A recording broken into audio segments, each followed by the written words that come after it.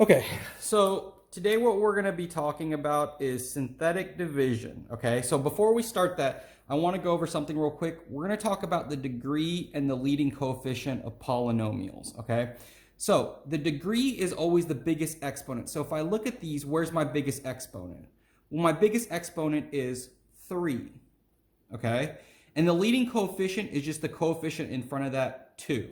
Okay, now be careful. Sometimes we'll try to trick you and we'll write this out of order. But again, the degree is the biggest exponent. So again, it's 3, and then the leading coefficient is this number in front, 2. Okay, so that's degree and leading coefficient.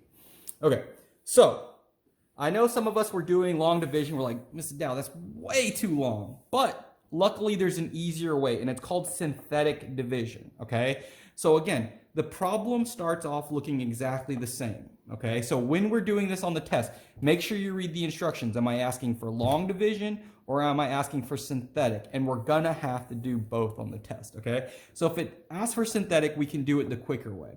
So the way you're always gonna start off is you look at that back number, right? And it says x minus 1. What you're always gonna do is take the opposite of this number. So what's the opposite of -1? It's gonna be a positive 1, okay? And then what you're going to do is you're just going to write the coefficients of these in order. So x cubed, x squared, x number. So you're just going to write that number in front. So 2, -5, 5, and -2. I don't need any of the letters. Okay. And again, if we're missing a term, let's say we were missing that squared term, we would have wrote 2, 0, 5, -2. But since there's this number here and we didn't skip anything, we can just go across. Now, first move will always be to drop this underneath my line. This number always goes underneath my line, okay?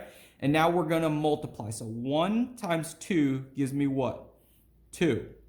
Then you combine -5, +2. That gets me a -3. Then you multiply 1 times -3 is going to give me a -3. Combine 5 minus 3 gives me 2. And then this gives me a 1.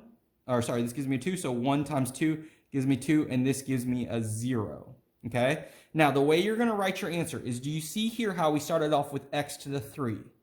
My new one is always going to start 1 degree less, so we're going to start with x to the 2. So this is going to become 2x2, so I got this 2 from here, minus, now 3, you go down 1, so instead of x2, I'm going to go x1, and then again, so plus 2, and since x1 was here, it'll be just number here, okay? And that's all I'm looking for here. Now, if you end up with a number here, let's say it was a +1, you would write it just like we did before. We'd write +1 over, and then whatever I was dividing by. But this ended with a 0, so this is all I'm looking for as an answer, okay?